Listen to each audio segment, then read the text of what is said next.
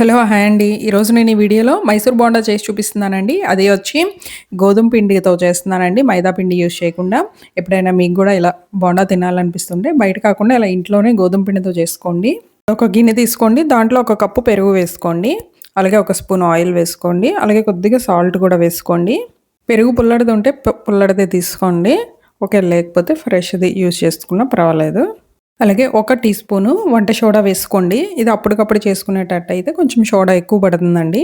అదే నైటే కలిపేసి ఉంచుకుంటే గనక సోడా తక్కువ పడుతుంది. చూసుకొని వేసుకోండి. ఇది నేను జస్ట్ ఒక గంట సేపే నానబెడుతున్నానండి. కాబట్టి సోడా ఒక టీ స్పూన్ వేసుకున్నాను. ఇప్పుడు చూడండి మనం కలిపేటప్పుడు ఎయిర్ బబుల్స్‌లా ఫార్మ్ అవుతున్నాయి గదా! ఇలా ఫార్మ్ అయిన తర్వాత ఒక 2 కప్పులు గోధుమ పిండిని వేసుకోండి. మీ ఇష్టం గోధుమ పిండి వద్దనుకుంటే మైదా పిండిని యూజ్ చేసుకోండి. నేనైతే ఇక్కడ ఒక 2 కప్పులు గోధుమ పిండి తీసుకున్నానండి. ఒక కప్పు పెరుగుకి. అలాగే ఒక 2 స్పూన్లు బియ్యపు పిండి కూడా వేసుకోండి. ఇలా విస్కర్‌తో కాకుండా చేత్తోనే కలుపుకోండి. బాగా కలుస్తుంది. హాఫ్ కప్పు వాటర్ అలా పడతాయండి. చూసుకొని వేసుకుంటూ కలుపుకోండి. మరీ పల్చగా కాకుండా, మరీ చిక్కగా కాకుండా ఇక్కడ చూపిస్తున్న విధంగా కలిపేసుకోండి. ఒక 2, 3 మినిట్స్ బాగా కలుపుకోండి. అంటే ఫింగర్స్ మధ్యలో పిండిని ఇలా ఉంచి బాగా బీట్ చేసినట్టు బాగా ఇలా ఈ విధంగా కలుపుకోవాలి. ఇలా మొత్తం కలిపేసుకొని మూత పెట్టుకొని ఒక గంట సేపైనా వదిలేయండి. టైం ఉంటే ఒక 2, 3 అవర్స్ ఉంచుకున్నా పర్లేదు. టైం లేకపోతే మినిమమ్ ఒక 1 అవర్ అయినా ఉంటే మనకి ఇది బాగా పర్ఫెక్ట్‌గా సెట్ అవుతుంది. ఒక గంట తర్వాత చూడండి పిండి అనేది పైన ఇలా బబుల్స్ ఎలా ఫామ్ అయినాయో.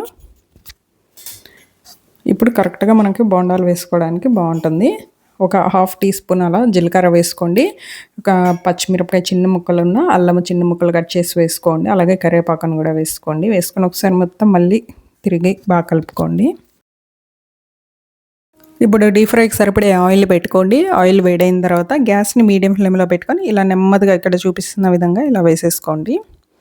చేతికి మరీ అంటుకున్నట్టుంటే మధ్య మధ్యలో చేతిని ఒకసారి వాటర్‌లో తడుపుకొని ఇలా వేసుకోండి.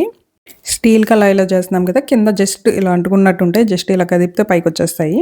ఇలా నెమ్మదిగా కదుపుకొని ఇలా 2 పక్కల తిప్పుకుంటూ వేయించుకోండి. ఇవి ఒక 50% వేగితే సరిపోతుందండి. మళ్ళీ సెకండ్ టైం వేయించుకుందాం. అప్పుడు మనకి పర్ఫెక్ట్‌గా లోపల ముద్ద లేకుండా వేగుతాయనమాట.